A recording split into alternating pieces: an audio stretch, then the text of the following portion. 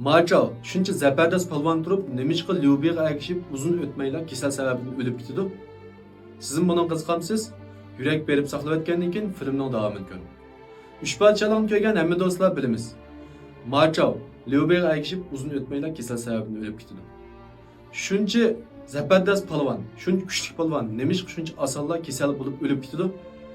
Buning eng chong sababini Lyubining uni muhim o'rin qo'yib ishlatmaganligida deyishga bo'ladi. Maço'nun asli maqsadi Lyubiga ergashish orqali savsovdan o'chilish ham ot qissasini elish.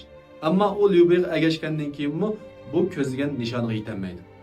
Ikkinchi bo'lib Lyubi uningga cho'ng nomni bergan bilan uningga haqiqiy huquqni bermaydi. Ya'ni muhim o'rin qo'ymaydi. Muhim janglarga uni qatnashtirmaydi. Shuning bilan Maço otchiq yutib kasal bo'lib o'lib ketdi.